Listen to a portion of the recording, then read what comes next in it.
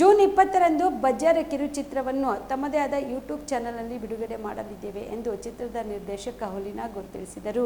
ನಗರದ ಪತ್ರಿಕಾ ಭವನದಲ್ಲಿ ಕರೆದ ಸುದ್ದಿಗೋಷ್ಠಿಯನ್ನು ಉದ್ದೇಶಿಸಿ ಮಾತನಾಡಿದ ಅವರು, ಕಲಬುರಗಿ ಜಿಲ್ಲೆಯ ಕಮಲಾಪುರ ತಾಲೂಕಿನ ನಾಗೂರು ಗ್ರಾಮದ ಯುವ ಪ್ರತಿಭೆ ಹುಲಿನಾಗೂರ್ ಅವರು ಬರೆದು ನಿರ್ದೇಶನ ಮಾಡಿರುವ ಬಜಾರ್ ಕಿರುಚಿತ್ರದ ಟ್ರೈಲರ್ ಇದೇ ಜೂನ್ 5ರಂದು ನಾಗೂರ್ ಫಿಲಮ್ಸ್ ಯೂಟ್ಯೂಬ್ ಚಾನೆಲ್ನಲ್ಲಿ ಬಿಡುಗಡೆಯಾಗಿತ್ತು. ಆದರೆ ಇದೀಗ ಜೂನ್ 20ರಂದು ಬಜಾರ್ ಕಿರುಚಿತ್ರ ತಮ್ಮದೇ ಆದ ಚಾನೆಲ್ನಲ್ಲಿ ಸಂಜೆ 7:30 ಈ ಕಿರುಚಿತ್ರ ಬಿಡುಗಡೆಯಾಗಲಿದೆ ಎಂದರು. ಇನ್ನು ಈ ಚಿತ್ರಕ್ಕೆ ಸವಿತಾ ಸಾಯಿಬಣ್ಣ ಬೆಳಗುಂಪಿಯವರು ಬಂಡವಾಳ ಹೂಡಿದ್ದಾರೆ. ಈ ಚಿತ್ರದಲ್ಲಿ ಸಾಯಿ ಪುಷ್ಪ, ಚಂದ್ರು, ಅಮರ ದಿಡ್ಡಿಮನಿ, ಹುಲಿನಾಗೂರ್, ಅರವಿಂದ್ ಕುಲಕರ್ಣಿ, ಅರುಣ್ ಪೊದ್ದಾರ್, ಭಾಗ್ಯಶ್ರೀ, ಅರವಿಂದ್ ಜೋಗ್ ಸೇರಿದಂತೆ ಅನೇಕ ಕಲಾವಿದರು ಇದರಲ್ಲಿ ಅಭಿನಯಿಸಿದ್ದಾರೆ ಎಂದು ತಿಳಿಸಿದರು. ನಮಸ್ಕಾರ ಎಲ್ಲ ಮಾಧ್ಯಮ ಮಿತ್ರರಿಗೆ.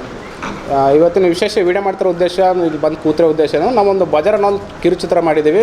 ನಮ್ಮೆಲ್ಲ ಭಾಗದ ಕಲಬುರಗಿ ಭಾಗದವರೆಲ್ಲ ಸೇರಿಕೊಂಡು ಕಲಬುರಗಿ ಭಾಷೆಯಲ್ಲೇ ಮಾಡಿದ್ದೀವಿ. ನಾನು ಆಲ್ಮೋಸ್ಟ್ ಬೆಂಗಳೂರಲ್ಲಿ ಒಂದು ಸಿನಿಮಾದಲ್ಲಿ ಕೆಲಸ ಮಾಡ್ಕೊಂಡು ಬಂದಿದ್ದೀನಿ.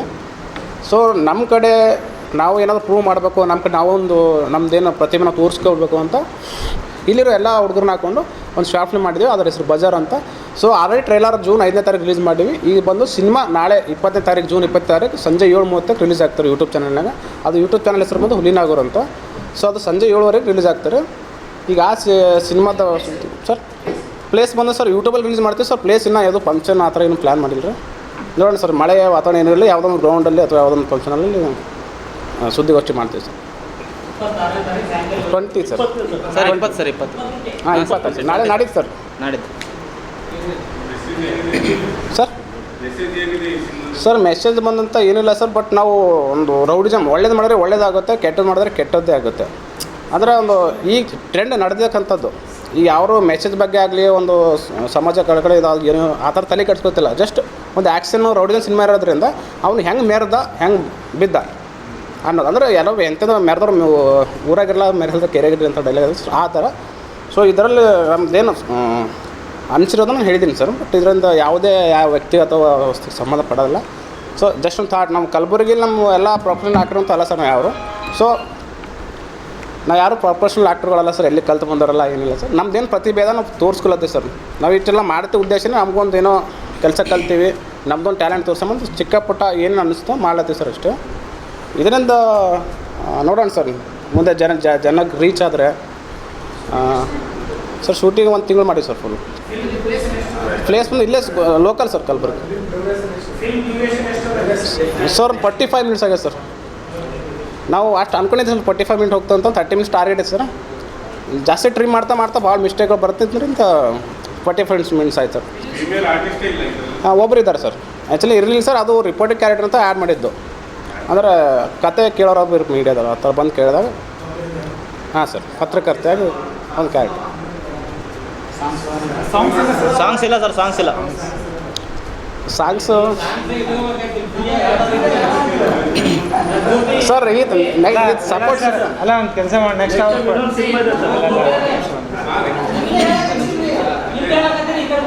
ಪ್ರಕಟಣೆ.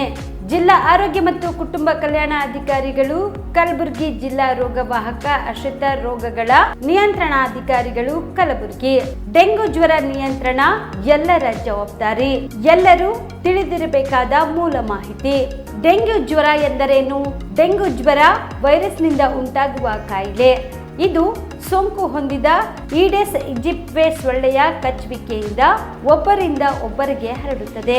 ಈ ಸೊಳ್ಳೆಗಳು ಸಾಮಾನ್ಯವಾಗಿ ಸ್ವಚ್ಛ ನೀರಿನಲ್ಲಿ ಸಂತಾನ ಅಭಿವೃದ್ಧಿ ಮಾಡುತ್ತವೆ ಹಾಗೂ ಹಗಲು ಹೊತ್ತಿನಲ್ಲಿ ಮನುಷ್ಯರನ್ನು ಕಚ್ಚುತ್ತವೆ.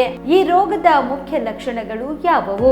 ಇದ್ದಕ್ಕಿದ್ದಂತೆ ತೀವ್ರ ಜ್ವರ, ವಿಪರೀತ ತಲೆನೋವು, ಕಣ್ಣುಗಳ ಹಿಂಭಾಗ ನೋವು, ಮಾಂಸಖಂಡ ಮತ್ತು ಕೀಲುಗಳಲ್ಲಿ ವಿಪರೀತ ನೋವು ಕಾಣಿಸಿಕೊಳ್ಳುವುದು ಈ ರೋಗದ ಪ್ರಮುಖ ಲಕ್ಷಣಗಳು. ತೀವ್ರ ಸ್ಥಿತಿಯಲ್ಲಿ ಬಾಯಿ, ಮೂಗು ಮತ್ತು ವಸಡುಗಳಿಂದ ರಕ್ತಸ್ರಾವ ಹಾಗೂ ಚರ್ಮದ ಮೇಲೆ ಅಲ್ಲಲ್ಲಿ ರಕ್ತಸ್ರಾವದ ಗುರುತುಗಳು ಕಾಣಿಸಿಕೊಳ್ಳುತ್ತವೆ. ಈ ರೋಗಕ್ಕೆ ಚಿಕಿತ್ಸೆ ಏನು? ಡೆಂಗ್ಯೂ ಜ್ವರಕ್ಕೆ ಯಾವುದೇ ನಿರ್ದಿಷ್ಟ ಔಷಧಿ ಹಾಗೂ ಲಸಿಕೆ ಇರುವುದಿಲ್ಲ. ರೋಗದ ಲಕ್ಷಣಗಳಿಗನುಸಾರವಾಗಿ ವೈದ್ಯರಿಂದ ಸೂಕ್ತ ಚಿಕಿತ್ಸೆ ಪಡೆಯಬಹುದು. ಇಂತಹ ಲಕ್ಷಣಗಳು ಕಂಡು ಬಂದರೆ ತಕ್ಷಣ ಹತ್ತಿರದ ಸರ್ಕಾರಿ ಆಸ್ಪತ್ರೆ, ಪ್ರಾಥಮಿಕ ಆರೋಗ್ಯ ಕೇಂದ್ರದ ವೈದ್ಯರಲ್ಲಿ ಪರೀಕ್ಷಿಸಿಕೊಂಡು ಸೂಕ್ತ ಚಿಕಿತ್ಸೆಯನ್ನು ಪಡೆಯಬಹುದು. ಈ ರೋಗದ ನಿಯಂತ್ರಣ ಹೇಗೆ? ಸೊಳ್ಳೆಗಳ ನಿಯಂತ್ರಣ ಒಂದೇ ಡೆಂಗ್ಯೂ ರೋಗದ ಹತೋಟಿಗೆ ಮುಖ್ಯ ವಿಧಾನ. ಈ ಸೊಳ್ಳೆಗಳು ನೀರನ್ನು ಸೇಕರಿಸಿಡುವ ಸಿಮೆಂಟ್ ತೊಟ್ಟಿ, ಕಲ್ಲು ಚಪ್ಪಡಿಯಿಂದ ನಿರ್ಮಿಸಿದ ತೊಟ್ಟಿ, ಡ್ರಮ್, ಬ್ಯಾರೆಲ್, ಮಣ್ಣಿನಿಂದ ಮಡಿಕೆ ಉಪಯೋಗಿಸಿದ ಒರಳು, ಕಲ್ಲು ಮುಂತಾದ ಕಡೆಗಳಲ್ಲಿ ಶೇಖರಣೆಯಾಗುವ ನೀರಿನಲ್ಲಿ ಉತ್ಪತ್ತಿ ಆಗುವುದರಿಂದ ಈ ರೀತಿ ನೀರು ನಿಲ್ಲದಂತೆ ಎಚ್ಚರಿಕೆ ವಹಿಸಬೇಕು.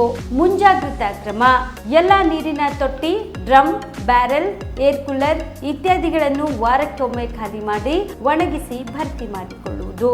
ನೀರು ಖಾಲಿ ಮಾಡಲು ಸಾಧ್ಯವಿಲ್ಲದ ತೊಟ್ಟಿ ಮುಂತಾದವುಗಳನ್ನು ಸೊಳ್ಳೆಗಳು ಒಳಗೆ ನುಸುಳದಂತೆ ಸರಿಯಾಗಿ ಮುಚ್ಚಳದಿಂದ ಮುಚ್ಚುವುದು.